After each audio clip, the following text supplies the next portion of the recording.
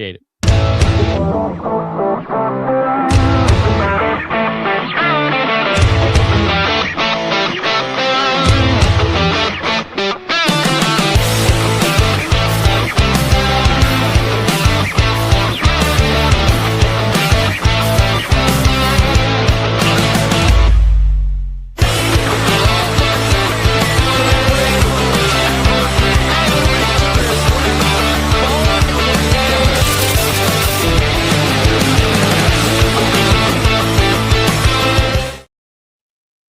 And we are live. The Gridiron Address is finally back. Joining me this beautiful Sunday afternoon is my good friend, Jason Calenzo. Jason, how are you doing today?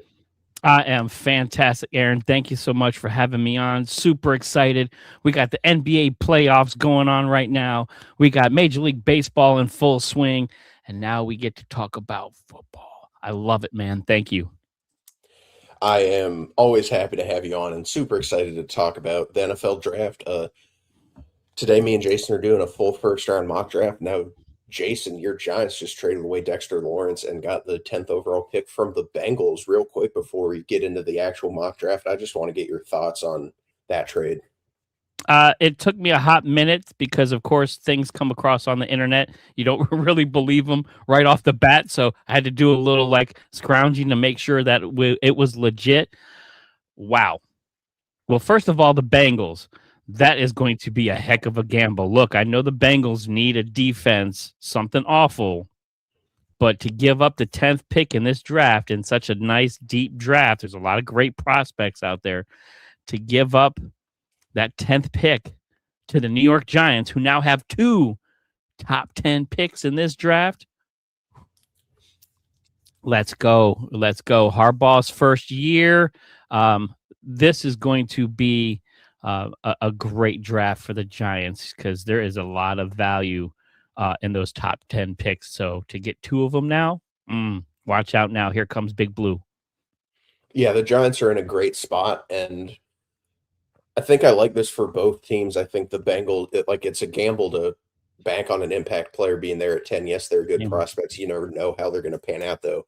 Dexter Lawrence is a proven commodity in the league, and this is a safer move for the Bengals, and I do like this for them. It gives them a more of a win now kind of position as opposed to, hoping that Shamar Stewart develops, hoping whoever they take at 10 develops into what they want them both to be.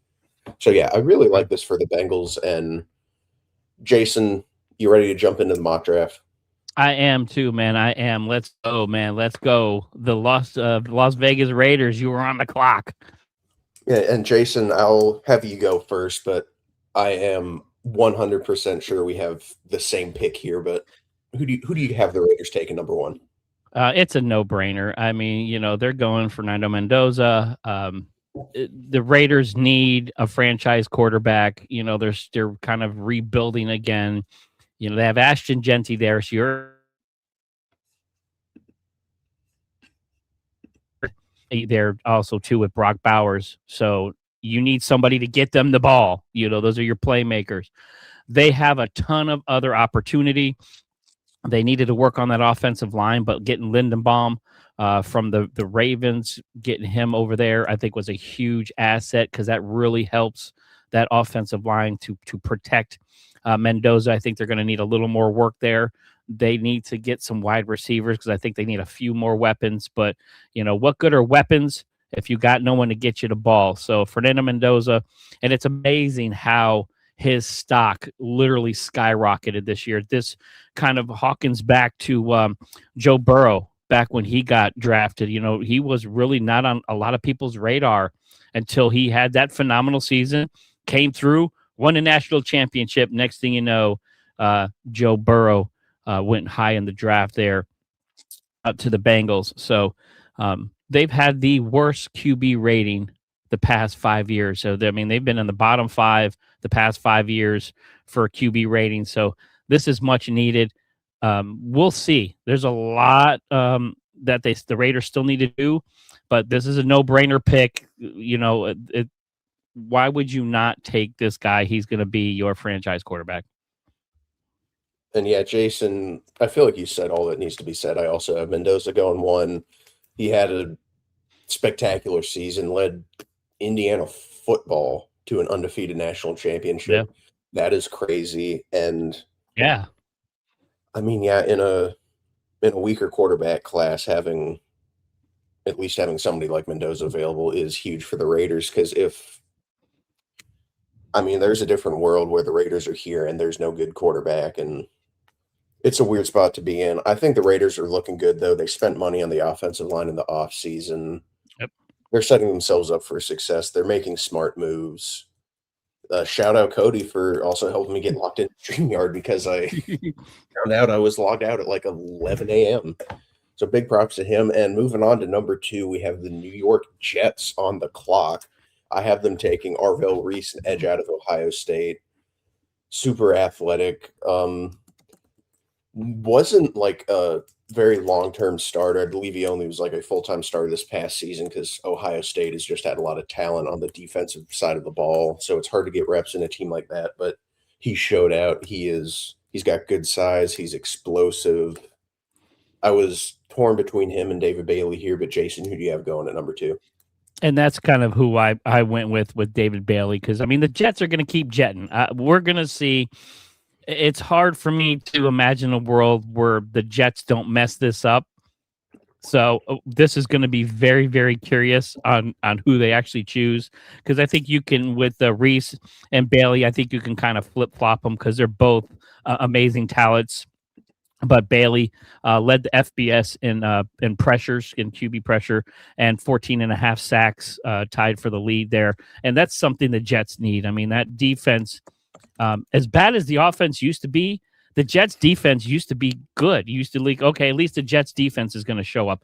That Jets defense did not show up last year. So they need some guy to pump a little life into Mean Green there. So we'll see. I got Bailey going at number 2. The Jets were 31st in sacks last year, so they need to put pressure on those other teams to stop playing from behind. That's so hard, especially when you got a unproven or a young offense. Playing from behind in the NFL is not fun. So when you got a good defense, keeps you in games, you got a chance to win some games. So we'll see here. But again, the Jets are going to keep jetting, so we're going to see if they don't mess this pick up here. Look, I think it's going to be tricky for them to mess it up at the top of the draft. There's just so much talent. And you never know. leave it to the Jets to draft the one bust out of the top 5. That would not surprise me. Yeah, moving on to number 3, we have the Arizona Cardinals. And Jason, this is where I have David Bailey going. I was very, very high on him when he transferred to Texas Tech. I was not expecting this from him, though. I was thinking he was going to be like a late to mid first round pick. That's what I had in my head. He played himself into the top 3. I mean, 10 forced fumbles in his entire career, 14.5 sacks this past season. He's just a great player. He's so quick. The best pass rusher in the draft. He's good against the run, but I'd say that Arvell Reese is probably a little bit better there. But flip-flop them. I don't think you can miss on either one of these guys. Absolutely love David Bailey. Jason, who do you have the Cardinals going with at number 3?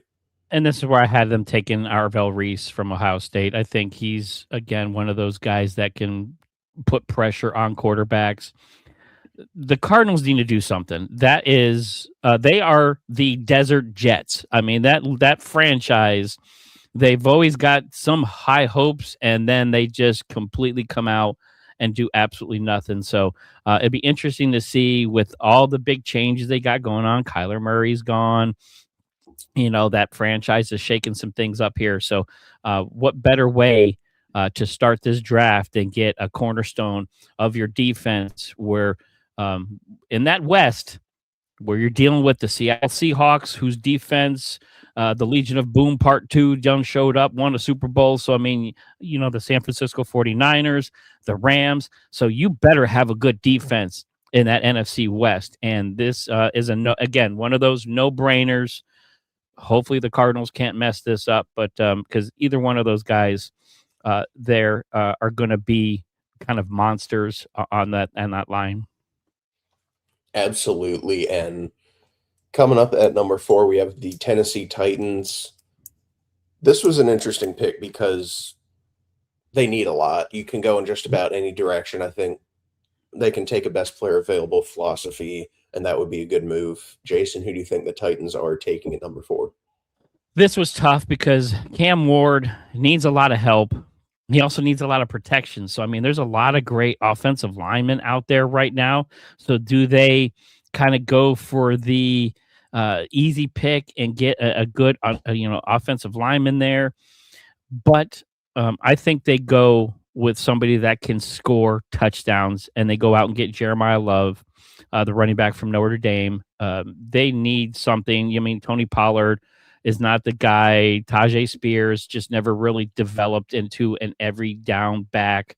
I know they picked up Michael Carter too. So, I mean, these guys are just So to make an instant impact, to give Cam Ward a weapon this early in the draft, I know they have to work on that offensive line. They're going to need some wide receivers. This is a really deep wide receiver draft, but good running backs. This is a little smaller sample right now. So go out there and get the Tennessee Titans need some excitement, and drafting an offensive lineman this early in this draft is not going to do it for those fans. They need to get behind somebody.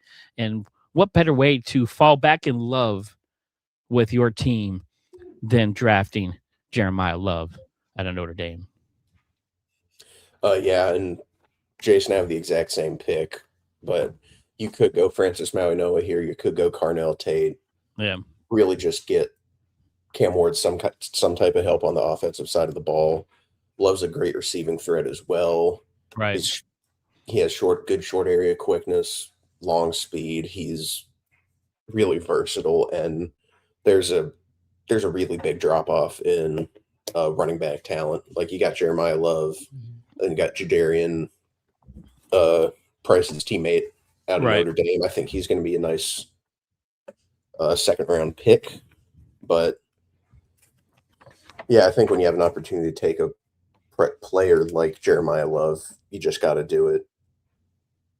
Yeah, I mean, they got to do something, because this running back draft here is a lot of second and third, a lot of late round guys in the draft. So, I mean, it does fall off. Whereas wide receiver, it is a nice deep wide receiver draft. So they still have an opportunity in these early rounds to pick up a good wide receiver.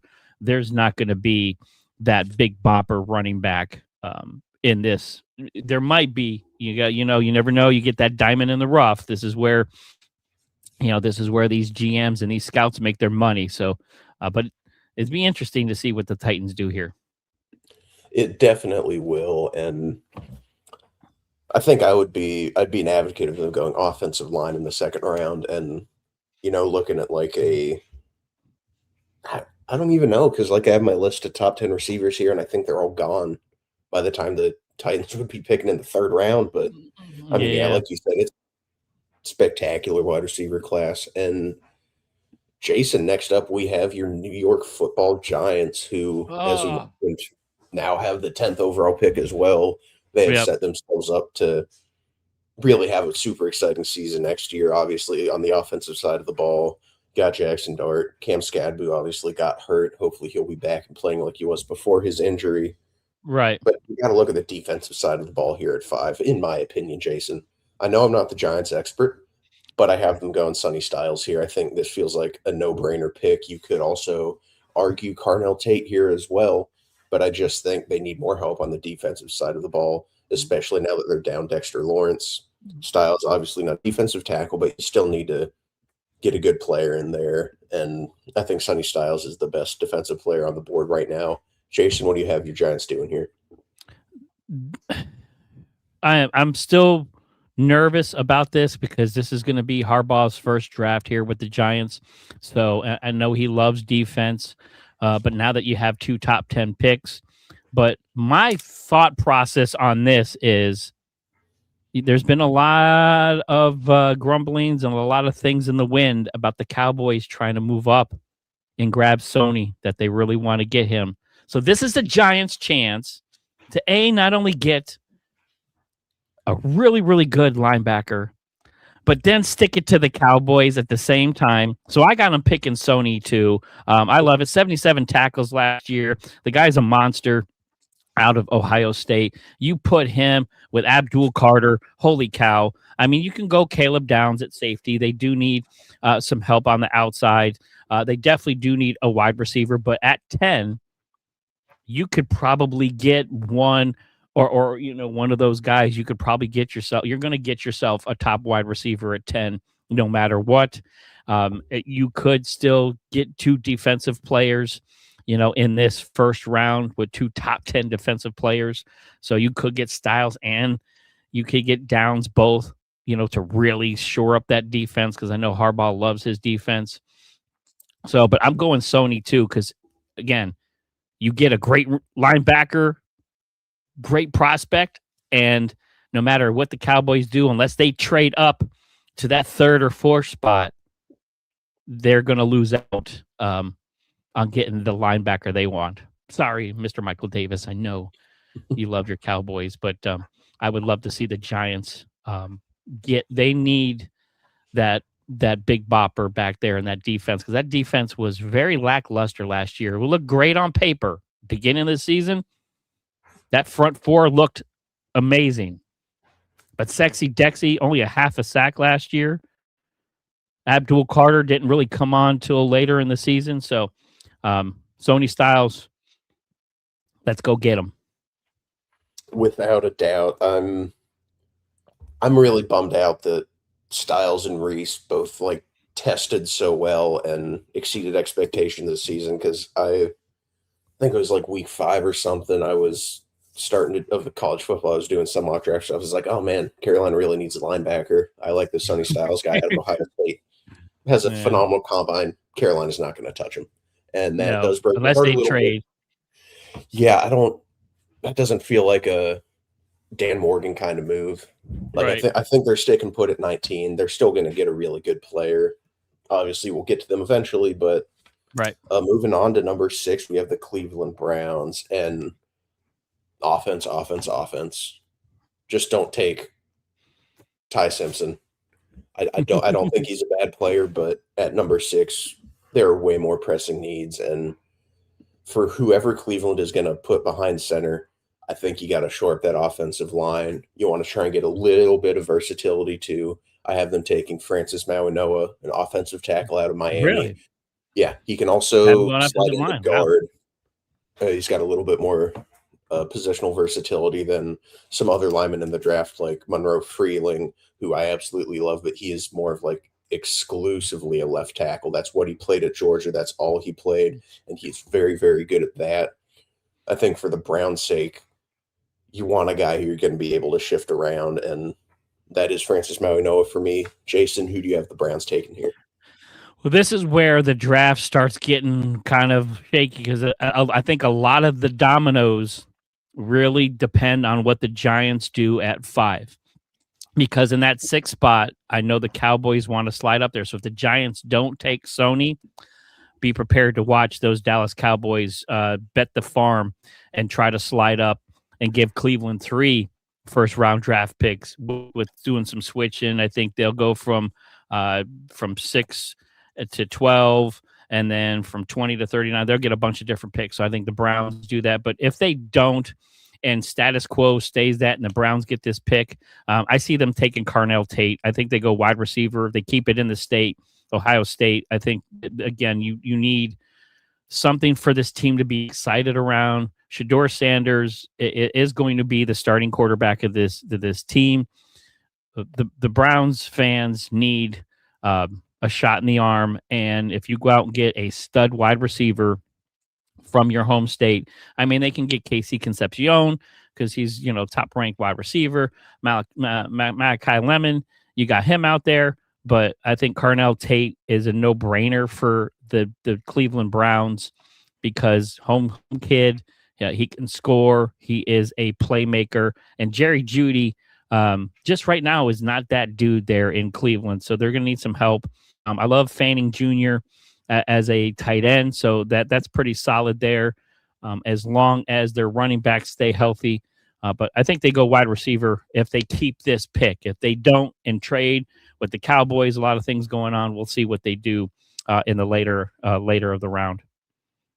And Jason, me going offensive line here will make more sense when we get to pick 24. Okay.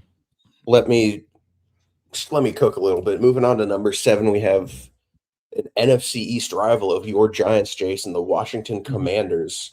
Who do you think they're going with here? This is tough because this is another team that needs a lot. Jaden Daniels needs protection, so they could go offensive lineman also. So if that top offensive lineman, those top offensive linemen don't go, I could see a Connor Lew from Auburn going because they need to shore up that offensive line. But this is another franchise, disappointing season last year, especially from the season before where it was kind of this magical comeback. They kind of laid an egg last year, wasn't as good, tons of injuries. I like Deebo Samuel. They got some guys there, but I can, Luke McCaffrey.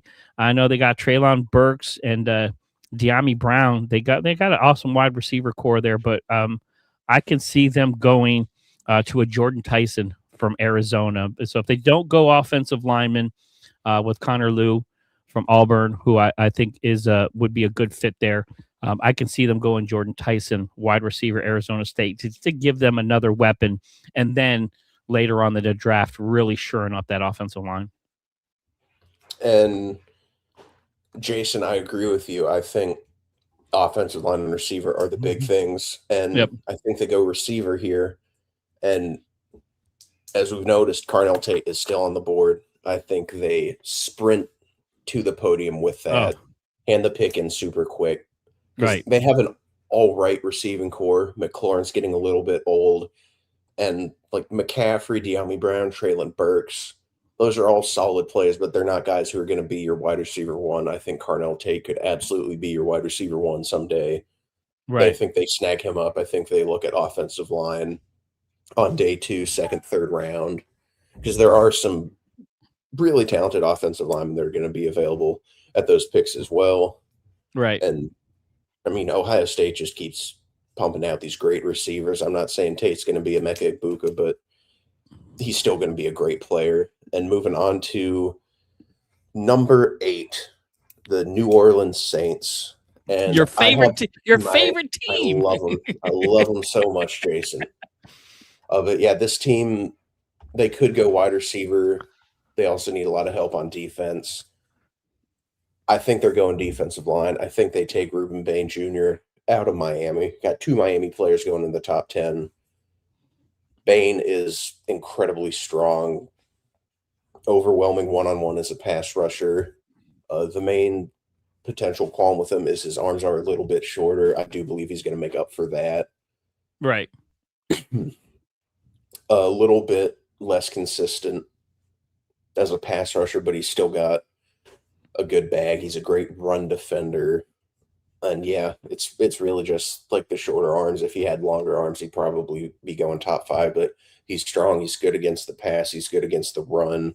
I think the Saints get a potential game wrecker at edge for the next decade. And I hate to say it, I hope they blow it. I hope they make a terrible pick. I have them making a really good pick here with Ruben Bain Jr. Jason, who do you think the Saints are going to take? They take a punter. Please take Dominic Savada. This team needs a lot. I mean, I would not be surprised if the Saints trade this pick and try to pick up some deeper picks in this draft, and then maybe because they need a whole heck of a lot. I mean, there's still questions at quarterback. Is Tyler going to be that guy? Questions at running back with Alvin Kamara, kind of, not being that guy anymore. So I had Ruben Bain Jr. too. I think they go defensive end. I would not be surprised if they went offensive tackle with Caden Proctor from Alabama, getting that top ranked offensive tackle. But I got Bain Jr. too. I think they definitely need the help. That defense, again, you talk about the Saints. They were at least a good defense, even if their offense struggled. They at least had a booming defense, especially there. in New Orleans. But I think they go Ruben Bain Jr. also. He's a heck of a talent, and to have him fall that far to number 8 with as good as he's going to be, that'd be a great pickup. But I would not be surprised if the Saints trade this pick away. Without a doubt, and I think it's not unrealistic that they go for a Mekhi Lemon or Jordan Tyson here as well, because they desperately need wide receiver help. They have Chris Olave. Right. And that's it. Olave. Enough said there. And moving on to number 9, we have the Kansas City Chiefs. Picking at number 9. This is crazy, Jason. I didn't think we were going to see this happen. Their primary needs are going to be defense. I think they need cornerback help desperately.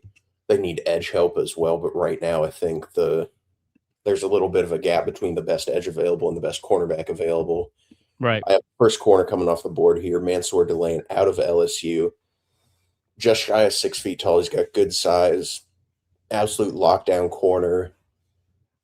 To poke a hole in his game, his tackling is inconsistent, but arguably the best coverage corner in this entire draft. And I think inconsistent tackling, that's easy enough to work on. And yeah, I think the Chiefs make a super smart pick here, taking Delane out of LSU and set themselves up really great. And they're also picking again 29th in this class. Maybe they try to move up a little bit, package those picks, and get one of the get a Sonny Styles, get a David Bailey. But Jason, who do you have the Chiefs taking here at 9? This was interesting because you look at the Chiefs, you go, man, okay, they got Mahomes, they got this is the Chiefs dynasty. What do they really need? And you start looking at it and like, man, what the Chiefs need a lot. Well, they shored up running back, going out getting Mr. Walker III there from his Super Bowl victory. So they at least got themselves a little more stout at the running back position. They definitely need help on that offensive line. You got to protect Patrick Mahomes because he's starting to get some injuries now. So we can't have those pile up. I think I'm going to surprise you a little bit here. I think they go get Kenyon Sadiq from Oregon, the top-rated tight end. Because look, Travis Kelce is leaving very, very soon. I'm surprised he came back for one more year to run it back. So you need his heir apparent. I mean, they can go out and get a wide receiver, Jordan Tyson, another guy that could make an instant impact with Patrick Mahomes, because he doesn't have that deep threat. Xavier Worthy is not the dude. He's more of a slot guy and just more of a gadget guy. Hollywood Brown is hit or miss. Rice has his issues. So they definitely need a wide receiver weapon. But you were known for that connection between Mahomes and Kelce. And this is basically his farewell year, farewell tour. So go out and get yourself a stud right now to fill that void, so you don't have to worry about it next year. So I think they go Sadiq from Oregon, in the first round. Just kind of shocking everybody here to get that heir apparent to Travis Kelce. And you see that wouldn't shock me too much. They definitely have bigger needs, and I think if you want to have them take a tight end, looking like the second or third round, Eli Stowers out of Vanderbilt, he's really, really good. I think he's Travis Kelce adjacent kind of receiver in that he is a spectacular receiving threat. Maybe not the strongest blocker, but not completely incompetent blocking. But yeah, I think I wouldn't be overly shocked. They do need an heir apparent for him, but I think draft capital is going to be better spent addressing the secondary, maybe even a Caleb Downs, and then look at a Stowers in the second round. He's probably going to go like mid-second, but look at that. I don't hate the Sadiq pick, though, Jason. That's a pretty good shout. And it's one of those things when you need so much, when you need to address so much, look at your biggest production on that team. And right now, Mahomes to that tight end position, That's pretty big production. So you get your banger right out the gate, and then you start filling in the holes where you need it. So it'd be interesting to see what the Chiefs do with this, because I don't think they've had this deep of a pick in a very long time. So it'd be interesting to see what they do with it. Yeah, without a doubt. And Jason, your Giants are on the clock again. And we both have them going Sonny Styles at 5th overall, and here at number 10, we mentioned maybe they go for a Tate at 5. And we have them go Styles. I think they go wide receiver here. I honestly wouldn't hate to see them double up. I have Caleb Downs available right now. If they wanted to just fully commit to bolstering that defense, you could go that route. Look at a wide receiver in the second round, because like we've talked about, it's an incredibly deep wide receiver class. But I do have them taking a wide receiver. I have them going Jordan Tyson out of Arizona State. He's got good size. He's a great route runner. He's good speed, short area quickness. The one concern is that he's been injured a lot, but it hasn't affected his mobility. He's still the same fluid route runner that he has been despite his multiple injuries. I was torn between Tyson and Mekhi Lemon, because these are two guys who I view as like functionally equal prospects. They're both great. I think they're both going to be good. Jason, what do you have your Giants doing here with their second first-round pick? Again, they could go defense and really make this a top defensive, top 10 draft here. But I think they go wide receiver also. They know they need to get Malik Neighbors, another guy. They need that dual threat. I can see them going Casey Concepcion. The thing about Tyson, you got some guys that have some, injury prone, didn't play a lot. So I got some concerns with him.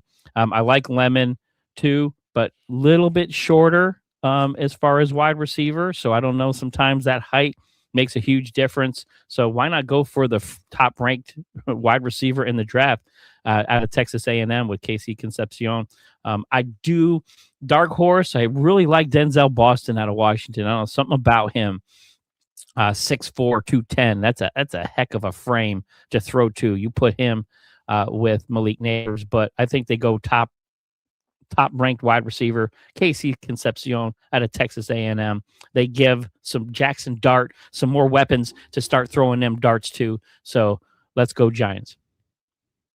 I like the shout. I mean, a lot of great wide receivers. You can't really go wrong with them. I do have Concepcion going a little bit later in the draft, but you can't really be mad about it. And moving on to number 11, we have the Miami Dolphins, who functionally have no receivers for Malik Willis to throw the ball to. I think they absolutely have to go wide receiver here, get him somebody to throw the ball. I have them going Mekhi Lemon here, arguably the best route runner in the draft. I am a very big fan of him. I like guys who can just get open. If you can get open, you're going to be good. Mekhi Lemon can get open. I think he's going to be a spectacular addition for the Miami Dolphins and could very quickly make a strong connection with Malik Willis in Miami. Jason, what do you have the Dolphins doing here at 11? That's interesting. Going for the fruit there down in Miami, little lemon in the mojito, okay, down in Miami. But Francis Maganoa from offensive tackle out of Miami. I think they go local. This is the rebuild for the Dolphins. You got Malik Willis coming in. Is he your long-term quarterback? Probably not. I think he's just the fill-in right now until they can find that next guy or someone they can develop. Devon A-Chain, you got a good running back, but what good is a running back if he can't get through that offensive line? So I think they pick Francis out of Miami. You keep him in town. He's a heck of a prospect. And this way you start building that offensive line. So this way down the road, when you finally do get that quarterback, whether it's in a late round this year or maybe into next year, when you do finally find your franchise quarterback, your offensive line is already set. You got him there, and then you can just plug your quarterback in. So they definitely need to protect Willis this year because he's got some talent. And yes, they're going to need weapons, but I think they can get another wide receiver later on in the draft. I think they really need to shore up that offensive line. Without a doubt. And I had them going Lemon because I fully believe out of like I mean, you mentioned Concepcion. He's great too. My top three are Tate, Tyson, and Lemon. I view Right. all three of these guys. Like, you can make an argument for either one of them to be the top wide receiver in this class. And when you have a guy like that available at 11, for me, you just have to take him. I do agree with you that they need to bolster that offensive line. I think that's something they're going to address heavily in day 2 of the draft. And moving on to number 12, before we get into our picks, we have a special word from the Boom Broadcasting president, Michael Davis. And I got the Dallas Cowboys selecting at one of their first picks in the first round. I got them selecting Sonny Styles, the linebacker from Ohio State. Now, I did a mock draft simulator, so Sonny Styles actually fell to us, and it was pretty impressive because I think he could easily go top 8, top 10 at the latest, especially if the Giants made their move, sending Dexter Lawrence to Cincinnati to inquire that 10th overall pick. But Sonny Styles fixes a lot for Dallas. He's a very versatile linebacker, and we need somebody who can just be a building block to this defense. We got Quinn Williams. We got some pressure up front, and we just need a linebacker who can stay healthy. And I love Marvian Overshone, but that's not been the case here lately. I have the Cowboys in this mock draft simulator. Sonny Styles fell to them. And if that's the case, then I am taking Sonny Styles with the 12th overall pick. And yeah, Michael, if he falls that far, that would be a spectacular pick. Much love for sending me that video. I do appreciate you helping me out, even though you couldn't be on. Jason, what are your thoughts on Michael's pick for the Cowboys? It's not going to happen. Giants are taking him before they get him. Sorry, Michael Davis. I just don't want to burst your bubble. Much love to you, man, but great. And you know what? If he does fall there, again, there's a lot of the grumblings going on that Dallas and Cleveland can get something going on. If Dallas does not trade up, I think this. I really think this goes kind of a basic pick. I can see them taking Caden Proctor out of offensive tackle out of Alabama. You need to protect Dak Prescott. He's been injury prone here as of late. They really need to open that offense a little more with that offensive line. I know they need a ton of help in the defense. Akeem Menzor out of Miami, that edge. I can see them going, edge there at that pick. But I think if everything stays the way it is, they don't trade up, and Sonny Styles doesn't fall back to Dallas, I think they go Caden Proctor, offensive tackle. I think they just need to. The Dallas Cowboys over the past 20, 30 years, even back when you talked about Troy Aikman and those guys, that offensive line, they were always known for having one of the best offensive lines in the National Football League. So I would not be surprised if things stay status quo for them to pick a offensive tackle there at that pick. And yeah, I look, if Styles is there, he's a great pick. He's not going to be there. I have Dallas's secondary has been rough for years. So I have them going with Styles' teammate, Ohio State Buckeye, Caleb Downs, best safety in the draft. I think he's falling this far because safety isn't necessarily like the highest valued position, but if we're talking purely talent-wise, this guy is a top 5 to top 10 player in this draft. I think Dallas would be incredibly lucky for him to fall to 12. He's incredibly instinctive in coverage. He's a leader on defense, and there's a point when a player is so good, you need to stop worrying about positional value. That's why I have Jeremiah Love at 4 to the Titans, because he is a great player, even though running back isn't the highest valued position. I think safety is arguably even less valued than that. That's why Downs is here at 12. This is a great pick for Dallas to help get their secondary back on the right track. Right. I can see that. And moving on to number 13, we have the LA Rams. Jason, what do you think the Rams are going to do here? This is going to be interesting. This is another one of those teams that on paper doesn't look like they need a lot, but they still need some help. They definitely need to shore up that offensive line. wide receiver wise, you have Puka, you have Devontae Adams, but do they go and add a third guy? Do they go out and get a Malachi Lemon if he's still there for wide receiver USC? Do they keep him in town? But I think they go defensive on this because you still need to find Matthew Stafford's replacement. Excuse me. So I think they do that later on in this draft to try to bring another quarterback in. But I can see them going for Emmanuel McNeil Warren out of Toledo, the safety. I think they just need to start adding some defensive pieces to the puzzle there on the Rams because they have a really good offense.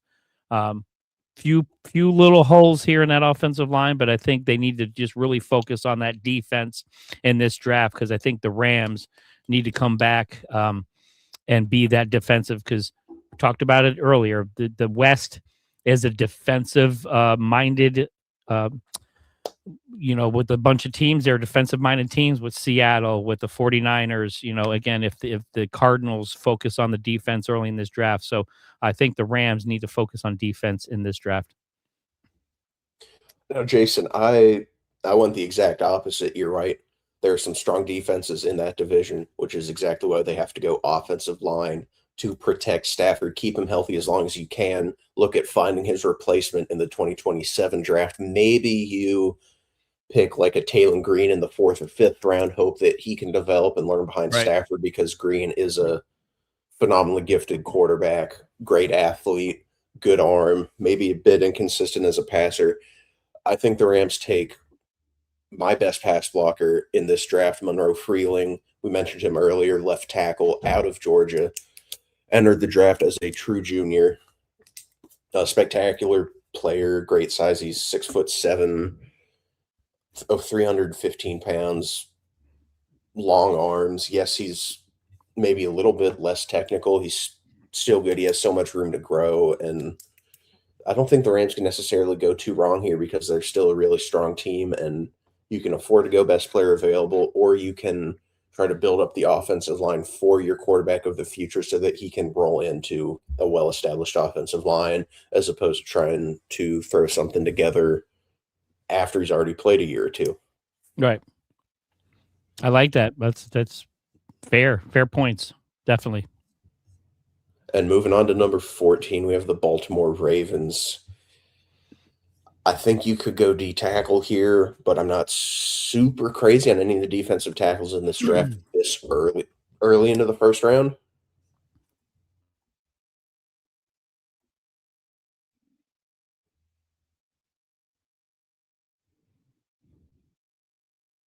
Okay. Alrighty, I'm back. Sorry about that. I think we could get away with them going, like I said, D-line. I think they go offensive line, though. I think it's not looking too great. I think you want to get, like what I did with the Cleveland Browns, I think you want an offensive lineman who can play tackle, who can play guard. This guy's even played a little bit of center. I have Spencer Fano out of Utah. Utah's got a couple great offensive linemen in this draft. Caleb Lomu as well. We're going to mention him a little bit later on in the show, but Fano's great. I mean, all the offensive linemen in this class have really good size, longer arms, taller players, which is a reversal from last year where like most of the offensive linemen were like, hey, arms are a little short. They're probably going to kick into guard. Right. Melvin Banks, he plays guard. Will Campbell, a lot of people are saying he should play guard. That's a topic for another time. Fano, you can argue that he could be the first offensive tackle taken. I think he could go 6 to the Browns. He could go 13, take Monroe Freeling's spot. Like I said, he's got good length. He knows how to leverage. He's strong in the run game. And yeah, I don't know. Watch film. He's a great player. He's good. Yeah, Jason, what do you think the Ravens are going to do here? Well, you saw my notes because I have it here on my notes here because again they lost Lindenbaum to the Raiders, so they definitely need a replacement. I would not be surprised if Kenyon Sadiq, the tight end from Oregon, I keep saying Ohio State, Oregon falls to them because they lost Isaiah Likely to the Giants. Mark Andrews getting a little older. So I think, that safety valve there in Baltimore, Lamar needs a good tight end. So I would not be surprised if Sadiq falls to them, that they take him. But I have Fano also. I think that offensive line needs help. Lindenbaum was a huge hole. That's going to be a lot to replace. You have no idea how good he was for that offensive line, because they had some of the best ratings as far as running in the National Football League, per yards, etc. So they had some of the top run offense, and it's because of that offensive line. And look, Lamar Jackson ain't getting any younger, so you need to protect him. He's still your franchise quarterback. He is still a perennial MVP, so you better get him from some protection. Man, I can't get it out. So yeah, I like Spencer Fano. Yeah, I don't know what it is in the water there up in Utah, man. Whatever they got going on, they're just growing them guys, them offensive linemen like crazy up there, man. There's some big dudes up there that are super athletic. So yeah, I think they go Fano also. And up at 15, we have the Tampa Bay Buccaneers, another NFC South team. You could argue they go defense. They could use help on the line, linebackers, secondary. I don't know if this is a little bit of a weird pick. I don't think it is too much. I think they go Kenyon Sadiq. I think this is a good spot for him to go. Not weird at all. I was like, he dropped a little bit. I feel like he could potentially go a lot higher, but he's a great player. I mean, Cade Otton, he's a solid tight end, but Kenyon Sadiq is a really unique prospect in that he's still built like a tight end. He's 6'3", 250 pounds. He does not move like he is 6'3", 250 pounds. No, the guy is fast. He is explosive. He's going to be a matchup nightmare for linebackers and potentially some safeties as well in the NFL. I think you want to get Baker some help on offense while he is still good. I think Kenyon Sadiq is the best offensive skill, like receiving threat available right now. Right. I was hoping I would have him fall to Carolina in this mock, but I did not. I had him going 15th to a division rival. It would break my heart a little bit, but this would be a great pick for Tampa Bay. Jason, what do you think the Bucs are doing here? This is interesting. I mean, Tampa Bay, of course, is loaded with wide receivers. Even though losing Mike Evans to San Francisco, they still are stockpiled. I think they go defense. Tampa Bay has always been known for defense, and they've always been known for some shutdown cornerbacks. I think they go cornerback. Jermon McCoy out of Tennessee, the top-rated cornerback. I think they really need some help on that defense. They got burnt a lot last year by a bunch of different wide receivers, and I think that's what hurt them ultimately going any farther. They still need help at tight end. I like that pick. They still need help at offensive tackle because Baker can only run around so much, so I think they do address some of those needs, but they really need to focus on that defense. They need some help, and there's some good wide receivers in that division. So Jermon McCoy, I think they go out of Tennessee. They need to get themselves some shutdown corners going on there so they can really start making some noise again in the South.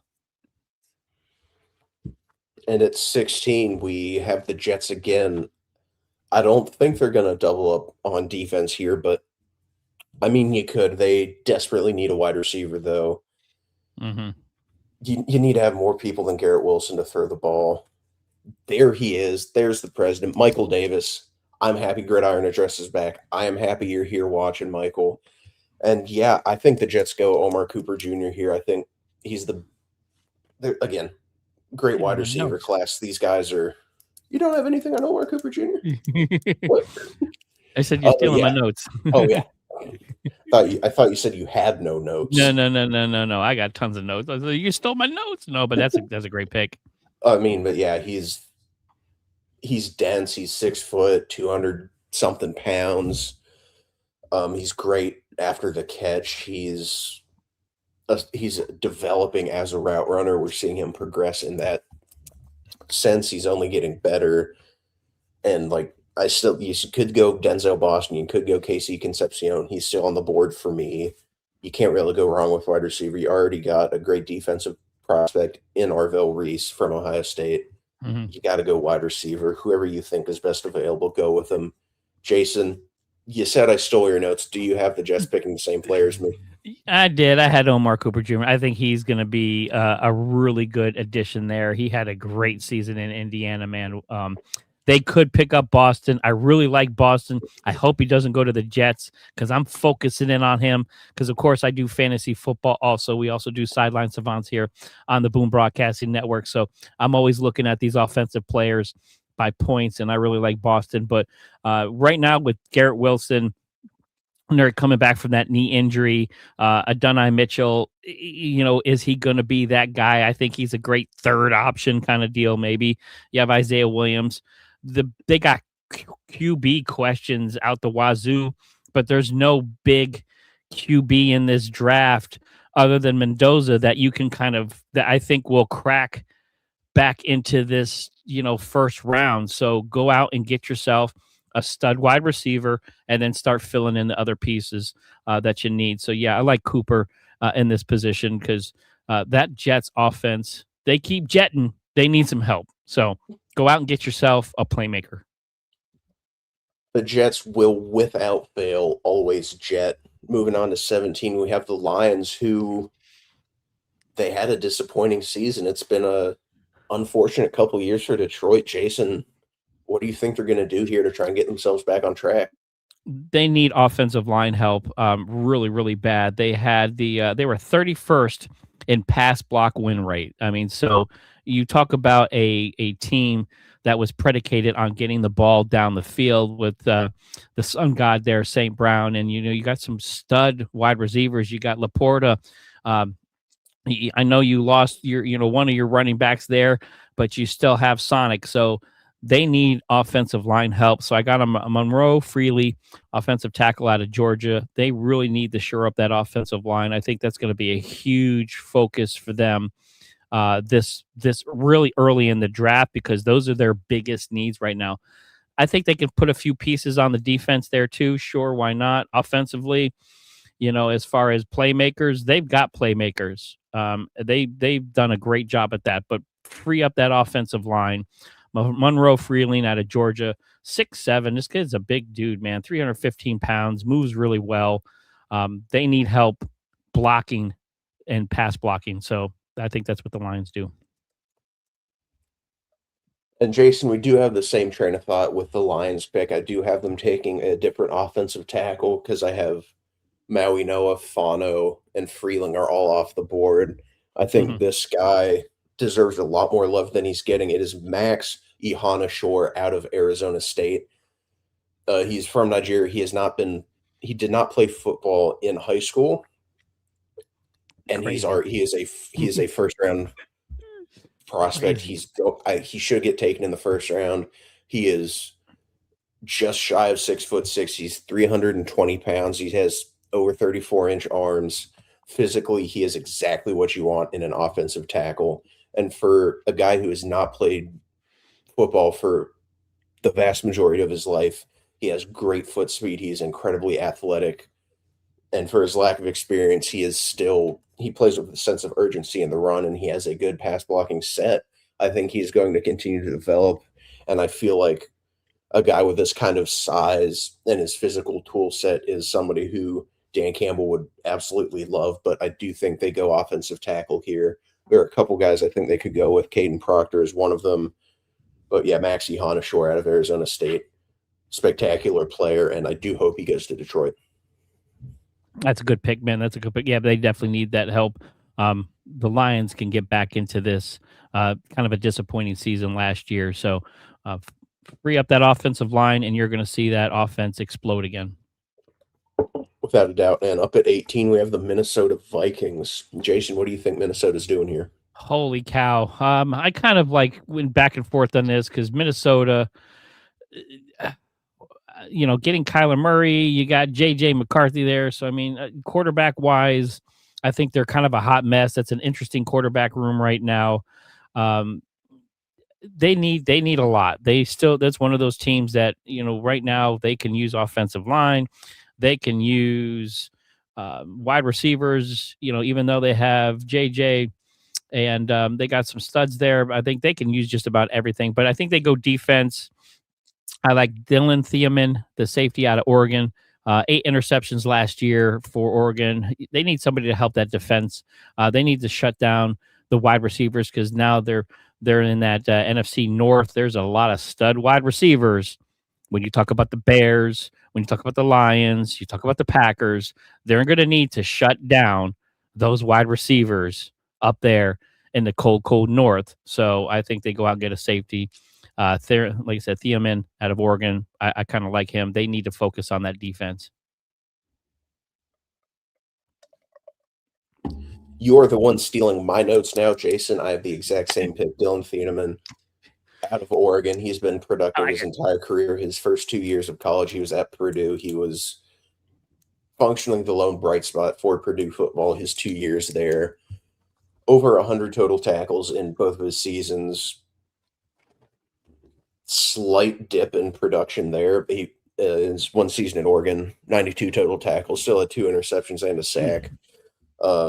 6 interceptions his freshman season, which is kind of crazy. That's a lot for a safety as a freshman. But yeah, I think you get Harrison Smith's heir apparent in Dylan Thiemann. I think this is the move. He's a great player. Him being there at 18, I don't think he drops any further, and I also don't know if he gets picked any earlier. I think he is solidly locked in at 18 to the Minnesota Vikings. And up now at 19 are my Carolina Panthers, and this is an interesting pick. Like I mentioned, I was hoping Sadiq would be here, but no, I have him going to the Buccaneers. And even then, like that Morgan had talked about, he trusts our tight end room. So even if Sadiq was there, I don't know if they would actually take him, despite what I think and would want them to do. Right. I do think they could use another wide receiver here. A lot of people have talked offensive tackle. Because Ekwonu is out for a bit, but when he's back, you're functionally just drafting a depth piece. And I think they look at offensive line 2nd or 3rd round, maybe. With your 1st round pick, Carolina is not in a position to be taking a high value pick and using it on a rotational piece, a guy who isn't going to start immediately. You want a guy who's going to be able to impact the game from the jump. I think you could look at Emmanuel McNeil-Warren out of Toledo. I think you get a safety. He's going to go in there, probably start immediately, or you could go wide receiver. I think you take a wide receiver. They're going to be wide receiver 3. You got Tet, you got Jalen Coker.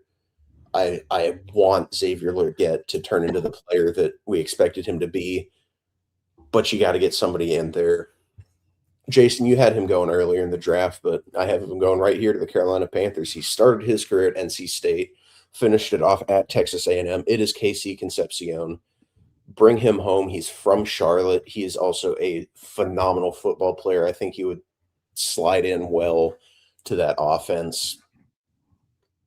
Great change of direction, good route runner. I want a guy who can get open because I love Denzel Boston. He's a great player, but he feels too similar to Teteroa McMillan, just as far as like his skill set, what he's able to do. I think KC Concepcion brings something different that the Panthers don't exactly have, as far as like he's a lot closer to Jalen Coker. I do really, really want a speedster, and Concepcion is fast. He knows how to control his speed. Sometimes he has some focus drops, but that's not enough to be worried about. He's good against press coverage, and yeah, just go for a wide receiver. I wouldn't hate a defensive, maybe get a linebacker if somebody falls, but I think that's going to be a 2nd round thing. I'm big on Jacob Rodriguez for the Panthers in the 2nd round if he's available. But Jason, what do you think my Carolina Panthers are going to do here, and how much am I going to judge you for your pick? I think you're going to judge me a lot. No, it's an offensive lineman, isn't it, Jason? Jason, no, I'm not going to do that to you. They do need help at the offensive line. I mean, let's look what it is. You got to protect your QB back there. But I think their defense still needs to be bolstered. If Emmanuel McNeil Warren ends up falling back and doesn't get picked early, I think you go him. I like Avion Terrell out of Clemson, the cornerback. So I think they go defense with this pick. I love your idea of wide receiver. I wouldn't be surprised if Denzel Boston gets in there because, again, I really like him the way he plays. But you have a pretty stacked wide receiver room there, and you got a lot of value there already. So I think you need to really focus on defense, get you somebody that can shut down some people on those corners, man, because that South, you got some pretty decent wide receivers. You got to deal with the Falcons to see what they do here. You got to deal with the Tampa Bay Buccaneers, who have stud wide receivers. So you better shore up that defense out there in no man's land. You better get yourself a Revis Island kind of guy that can at least keep you into the games. So this way you're not playing from behind. And yeah, I do agree with you. They need help in the secondary. I think if they're going secondary, I think safety is a little bit more pressing than corner is, which is where an Emmanuel McNeil Warren would come into play. I would love that pick. I think he's great. Something I've talked about with people, outside of shows. I'm hoping Thieneman falls a little bit because I think the gap between Thieneman and Downs isn't as big as people think it is. Downs is better, but Thieneman is closer to him as a prospect than some people expect him to be. But yeah, I do think wide receivers probably going to be the best investment because it's McMillan, it's Coker. Jimmy Horn Jr. got more involved later in the season, but I don't know if he's necessarily going to be that wide receiver 3. Right. I think he's going to end up being like a 4, use him in some situational plays. Like he's a good deep threat. He can move really well.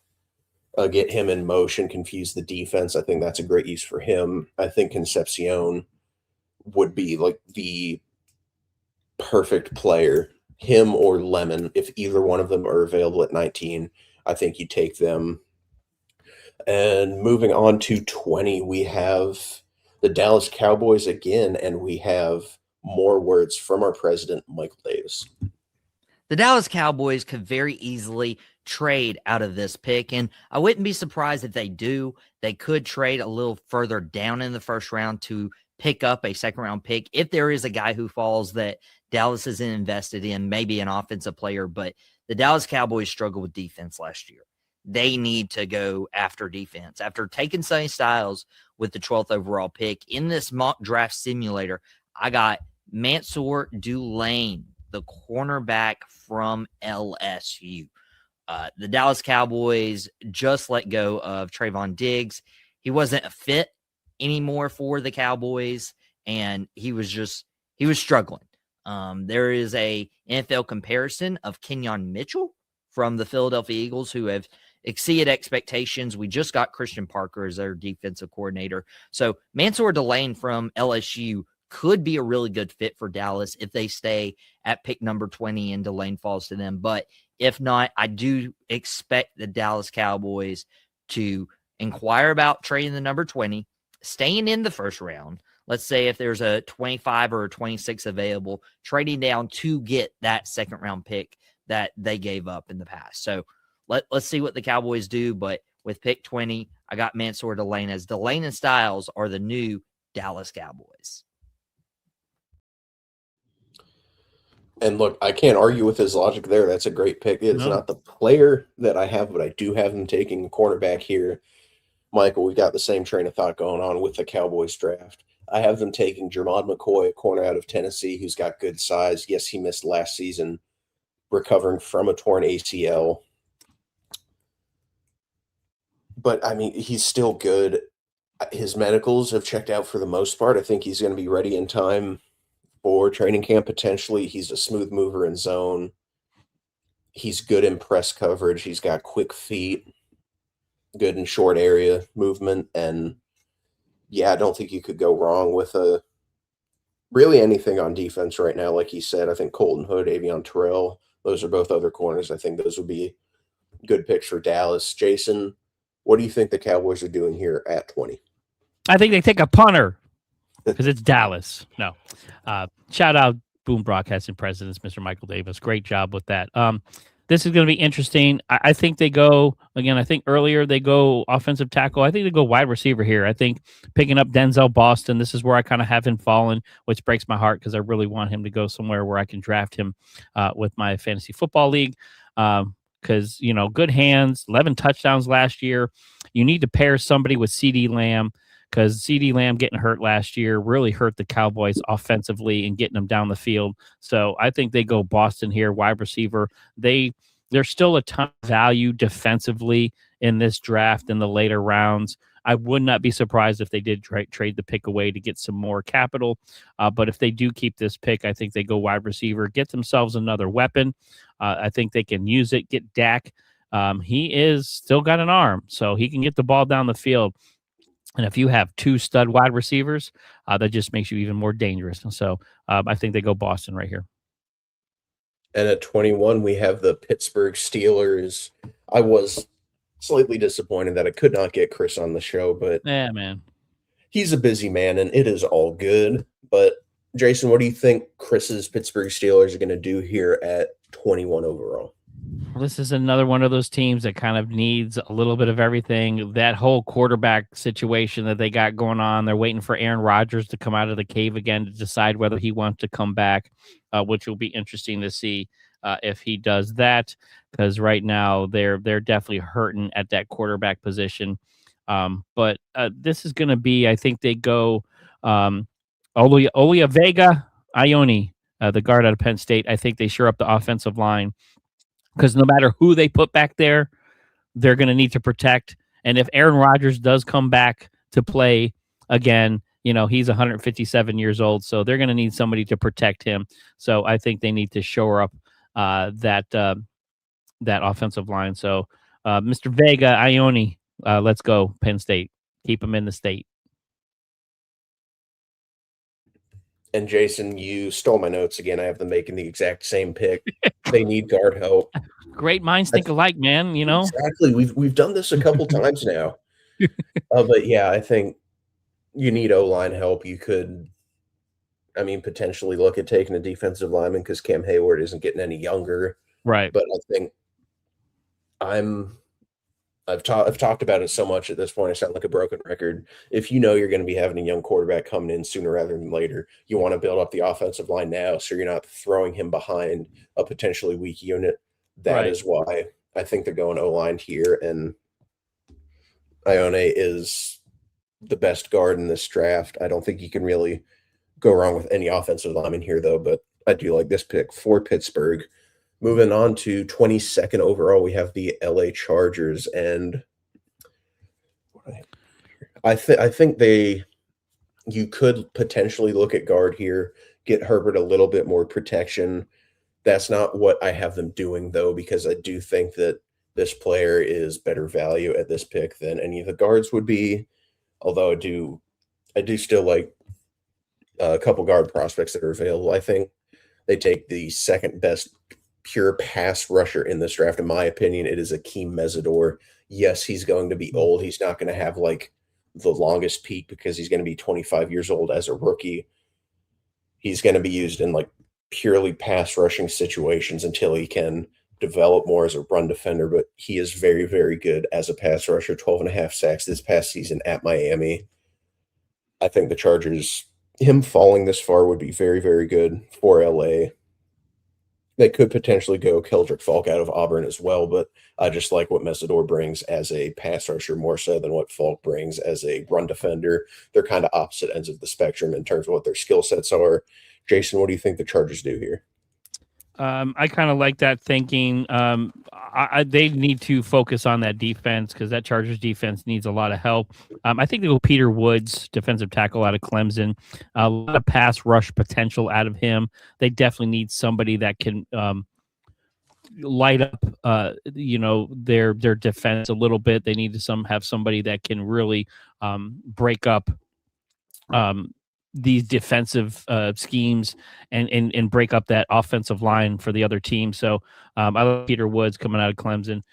Chargers definitely need to do something. They always tend to fall short. Every year they have all this talent all these great expectations, and then they just never seem to come to fruition. So they need to really shore up that defense because they've got a good offense, but it always falls short because they just end up giving up big plays. So they need somebody that can make some noise. Yeah, and I mean there was a version of this mock draft where I had Kenyon Sadiq falling to 22. I think if you have something kind of crazy like that happen where you have like a top wide receiver or Right. Sadiq somehow there, they could probably do that. I do think Yeah, it's a defense is going to be no-brainer. the smart move, though. You gotta shore that up because they do have some weapons. Your guy Rondé Gadsden, he's a solid tight end. That's part of why I ended up shuffling some things around because I do like what he could potentially develop out into. Up at 23, we have another NFC East team. Jason, I know you love them. We have the Philadelphia Eagles. You could have them go edge here, could have them go offensive line. Jason, what do you think Philly's doing with this pick? Let's give shout outs to my man mouthing off with Mike, our Eagles brethren. So we got a bunch of our Eagles guys there. I'm kind of trying to channel what they're thinking here. This was a tough one for the Eagles. They've got offensive weapons, but yeah, they definitely need to work on that offensive line. I think they go Blake Miller, the offensive tackle out of Clemson. Look, Lane Johnson's not getting any younger. They lost Jason Calenzo. I mean, it's amazing how much that offensive line hurt when Jason Calenzo went, left and kind of retired. How much they fell off. How much Saquon Barkley's production really fell off. There it was terrible. Sean, I know from It Stinks, does his shows here. He's another resident of Boom Broadcasting. It's a huge. We got a couple Philadelphia Eagles fans that are here. So shout out. Yeah, it's terrible. I don't hold that against them, but shout out Sean, shout out Mike. But I think they go offensive tackle. They need the biggest thing is, can Blake Miller do the tush push? I mean, I think that's the biggest interview question that all offensive tackles for the Eagles get. How low can you go? They probably got like a limbo line there in the interview room to see how low these guys can get. So, but they definitely need to shore up that offensive line because it was glaring last year.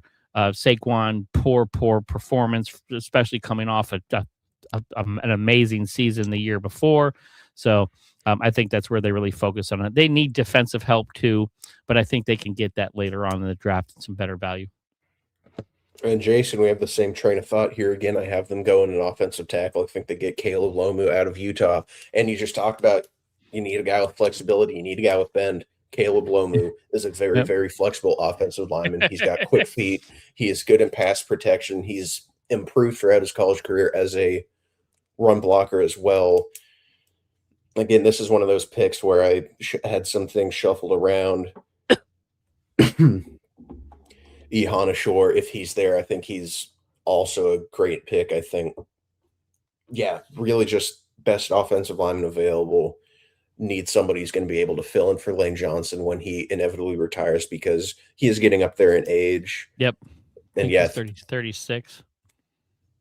Yeah, he might have a couple more years left in him, but you got to go offensive tackle here in my mind. Caden Proctor's another potential pick as well. And you mentioned Blake Miller. Can't really go wrong with any of those guys. And here at 24, we have the Cleveland Browns yet again. Yep. Jason, I had mentioned earlier in the show when I had them taking Francis Maui-Noah that I did that because it made sense with what I was doing at pick 24, because here at 24, a lot of the best offensive linemen are gone now. This is where they go wide receiver. I think they take your guy, Denzel Boston. Really? Interesting. Yeah. Big guy, absolutely phenomenal hands, arguably the best hands in this entire draft class. Like you mentioned, Jerry Jeudy isn't panning out. They need wide receivers. Yes, they have Harold Fannin Jr. at tight end. He is a good player as well, but you got to get somebody in there. Denzel Boston, sure hands, good size, good red zone threat. I think this is what Cleveland does at 24. Combining Maui-Noah with Boston, that instantly helps that offense. And their defense is good. I think if you fix that offense, they're going to be a bit more competitive. And I think taking a lineman, taking a wide receiver are the first necessary steps that you can do now. Obviously, you want to look at potentially different quarterback depending on how Shador develops. But Right.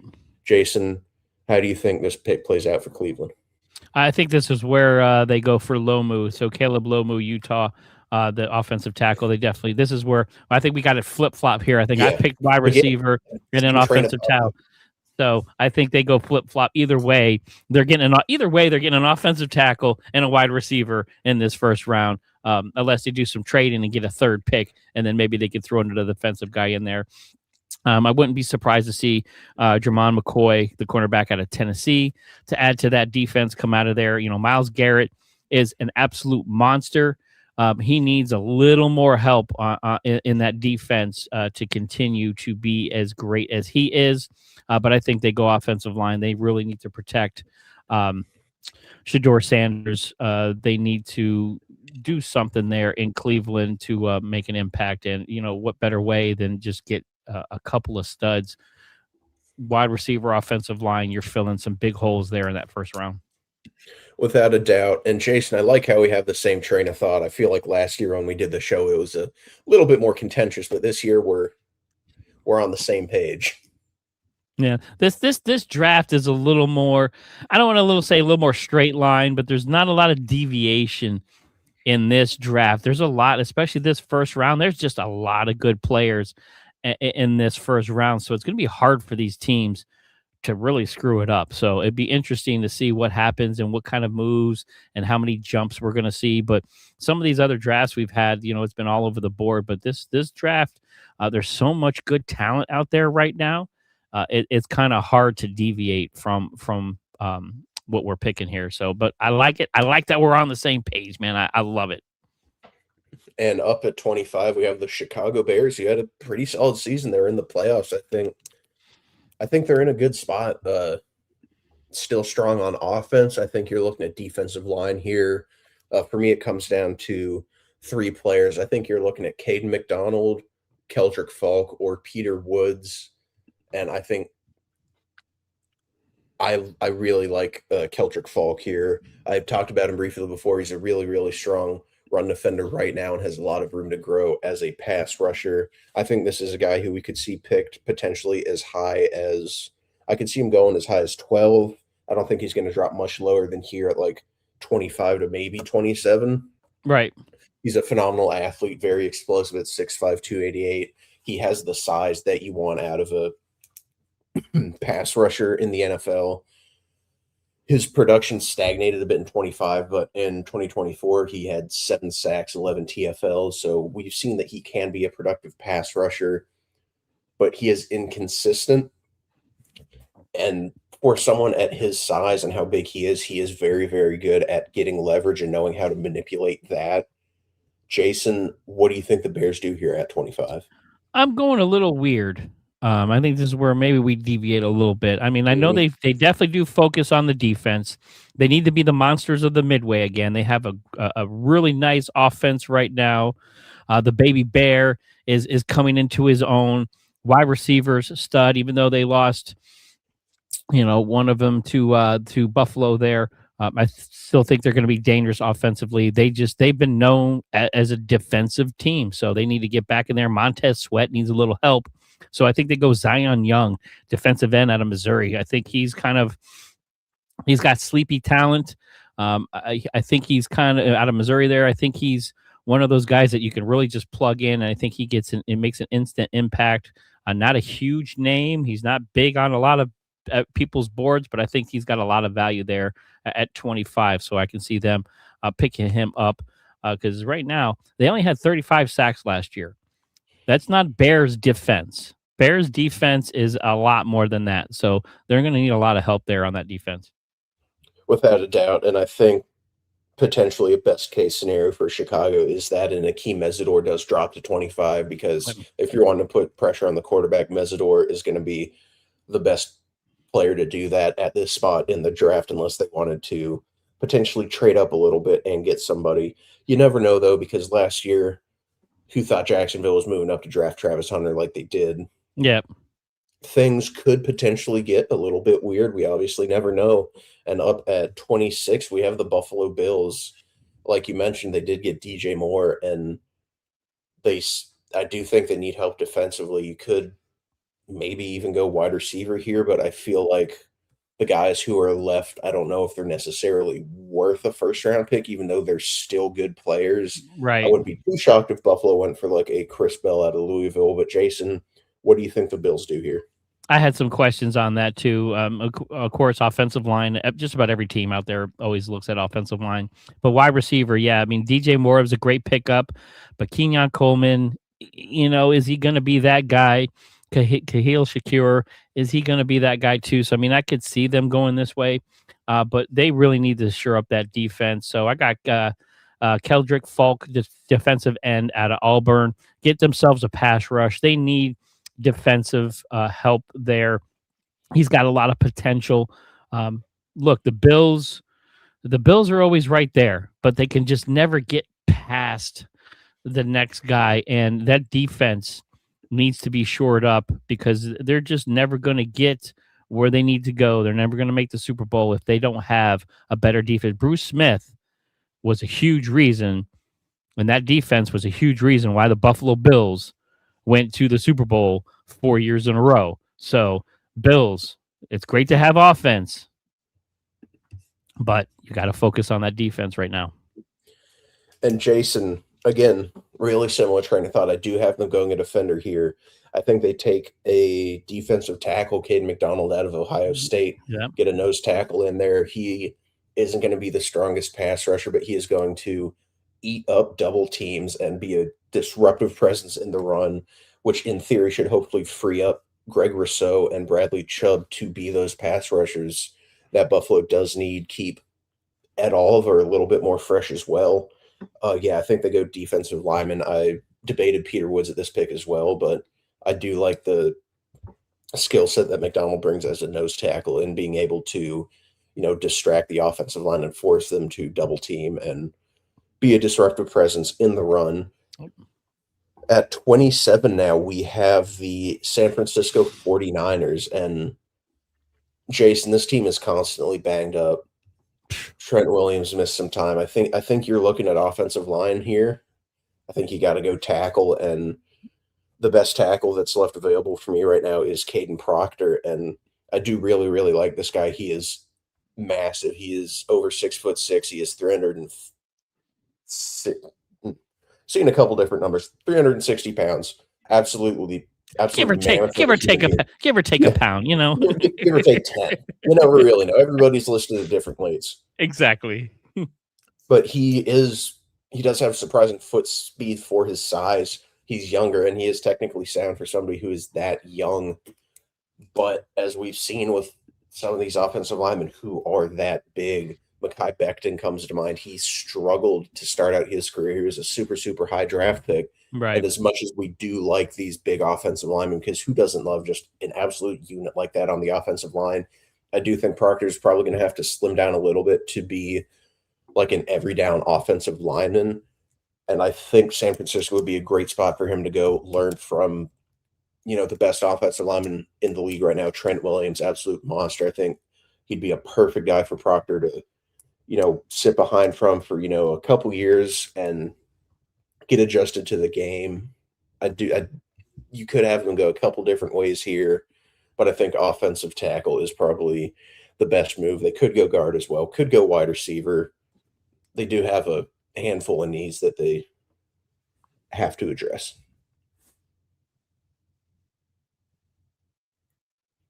Well, I think they go kind of that same route where here the same mindset.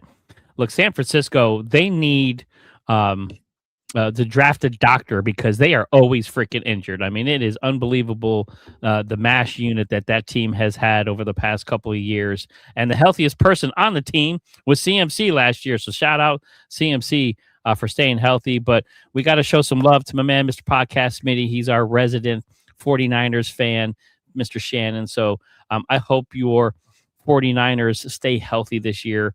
Definitely need some help, but Brock Purdy needs to be protected. Look, you got Trent Williams, but there's some contract negotiation stuff going on here. So don't be surprised that maybe that doesn't go right. And maybe you see Trent Williams get moved during this draft in a sign and trade kind of deal.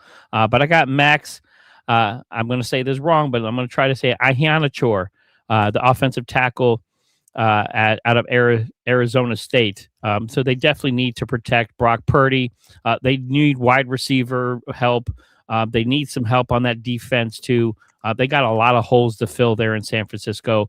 But I think Hanachor, I know I'm saying that wrong, but the offensive tackle, I think they need to start there on that offensive line, give Brock Purdy some more time to get the ball down the field, and then in the later rounds, go out and get yourself a wide receiver and make some moves. Without a doubt. And speaking of a team that desperately needs offensive line help, dear Lord, the Houston Texans are in a bad spot right now. They are Holy not cow. doing CJ Stroud any Oh my justice God. whatsoever. I don't understand what their thinking is. They got rid of their best offensive lineman, send them to Cleveland. What are you doing, Houston? I don't understand. It's mind-boggling, Jason. Yes. I do think so we've established they obviously need offensive line help. I think their tackles might be a little bit better than their guards. But again, for me here, it is between Blake Miller, offensive tackle out of Clemson, and Chase Bisontis, a guard out of Texas A&M. And I do think they go Bisontis. He is incredibly well-balanced. He is good in the run. He's good in the pass.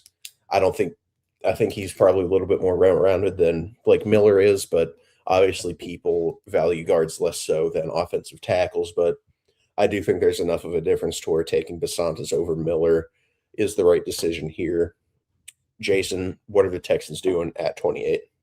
Houston, we have a problem because, yeah, man, that offensive line is atrocious. It's like the little giants are out there protecting CJ Stroud, and he's going to continue to get his bell rung if they don't do something. But this is one of those teams I think is going to be a sleeper mover in this draft. I would not be surprised to see them do some trading, try to make some moves, and get higher in the draft so they can pick one of the top offensive linemen. But I think they go defensive tackle.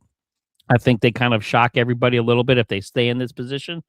Christian Miller, the defensive tackle out of Georgia, I think they just add another piece to that really good defense and then focus on the offensive line afterwards, because there's some good offensive linemen left, but I think a lot of that value is in the later second, third round. So why not go out and get yourself a stud defensive tackle out of Georgia to throw into that defense, because that defense is kind of helped them out in a lot of games last year. But yeah, that offensive line, CJ Stroud, he's hoping that they trade up and go get one of these top 5 offensive linemen. But there's going to be a lot of guys that are going to be gone by the time it gets to their pick. So I think they're looking more for value at this pick, and then they start plugging in those holes. Mm-hmm. And up next, we have the Chiefs are up again at 29. And Jason, what do you think they're doing here with their second first-round pick? I think they focus on defense. Colton Hood, the cornerback out of Tennessee, they need some more help on defense. I think that first pick, they go offensive line, or possible wide receiver. This second pick, I think they focus on defense.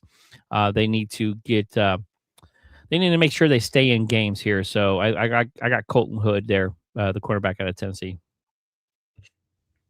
And yeah, I like that pick as well, Jason. And I think I have them doubling up on defense at 9th. I had them taking Mansour Delane, a cornerback out of LSU.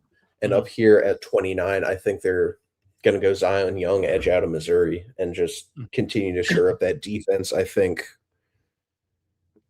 don't know. There are still good offensive players, but I think they might be better suited just doubling up on defense, looking at going offense second, third round. Yep. Can't really go too wrong, though. I think could split it, could double up, but and then up at 30, we have the good Lord, the Miami Dolphins, and they need wide receiver, they need corner. I think they're gonna go cornerback here, take Avion Terrell out of Clemson, a brother of AJ Terrell. Yep. Not necessarily the same type of prospect as him, but he is still a very, very good player, quick feet, good recovery. He has good technique. He can make plays. He's got a high floor. And I think combining Mekhi Lemon and Avion Terrell for the Dolphins. That's the right move, but Miami is still going to be in for a bit of a struggle this year. But Yep. you have needs on both sides of the ball. I think they're best suited to divide their 2 picks and get 2 great players on both sides. Jason, what do you think Miami does here at 30? This is going to be interesting pick for them. A lot of value still left. A lot of holes still need to be filled. So I would not be surprised they did some more power moves and try to move up a little bit to get a more of a dynamic playmaker. This was a toss-up. If they go wide receiver, which I have them going here, Malachi Fields, this Notre Dame senior, 6'5", dude. This dude's just a tall target to hit when he's down the field. So, but I like Malachi Fields. But don't be surprised if we actually get a second quarterback picked in this first round with Ty Simpson. So I would not be surprised if Miami turned around and chose a quarterback with Ty Simpson in at this pick. So it'd be interesting to see what they do. So I still think they go with an offensive player. I think they're leaning towards that wide receiver in this pick, but don't be surprised to see Simpson come off the board here as he starts to bubble up here, because there's not a lot of good quarterbacks in this draft. Yeah, and I think this is where we could potentially see a team like Arizona maybe trade back into the first round and take Ty Simpson. It's I think once we hit like the last 4 picks, that's where we could potentially see a move like that being made. Right. Then up next at 31 with our second to last pick, we have the New York Patriots, who absolutely exceeded all expectations this past season. Obviously, it did not end how they wanted it to. Seahawks did take care of business in the Super Bowl. Phenomenal year for Seattle as well. Nobody expected that out of them. Jason, what do you think the Patriots do to potentially try and build back to another deep playoff run? This is another one where possibly they could try to move up, because I think they need some wide receiver help to fill in a few other holes there. But I'm thinking they're going defense. This is where I got Hakeem Mesidor, the defensive end out of Miami. I know he's had injuries, but I think they focused on that defense, had 12.5 sacks.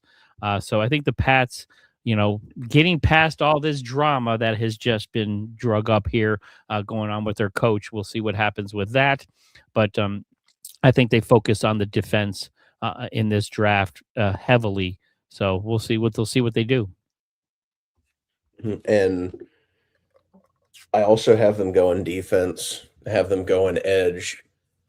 This one could be a little bit of a weird pick. I don't know how people feel about this player, but I have them going Cassius Howell, defensive end out of Texas A&M. This guy is incredibly quick. He was behind Shamar Stewart and Nick Scorton at Texas A&M, but he showed his potential in the limited reps that he did get while playing with those two. And then in 2025, he had a spectacular season, 11.5 sacks, 14 TFLs, and 6 pass breakups at defensive end. He was an All-American this past year. He doesn't necessarily have length or great size, but if you want to play him as an outside linebacker in a 3-4 defense, that is where he is absolutely going to excel.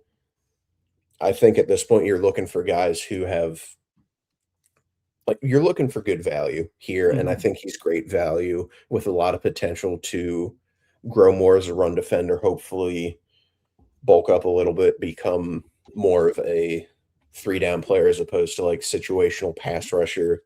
Right.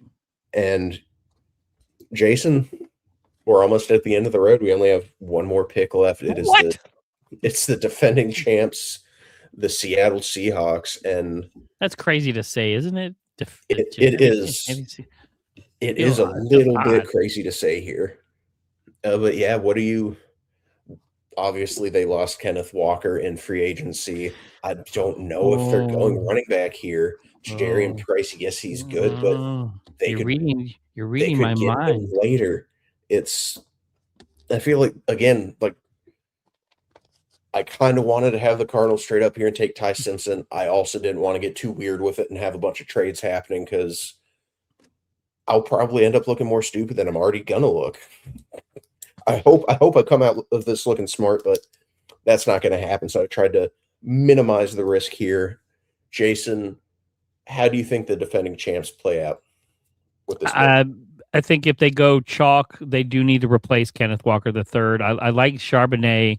I like a little Charbonnet with my dinner at night. But I think Jadarian Price from Notre Dame, I think they go ahead and pick him because once you hit those two running backs, it falls off pretty steep. So if they don't get him now, someone's going to pick him up early in that second round. So I think they go Price running back. This way you get another running back to put that there back there with Charbonnet, because I don't know if Charbonnet is really going to be that every down back, because he always had Walker to fall back on. So now that he's gone, they're going to need, that's their one glaring hole that they have.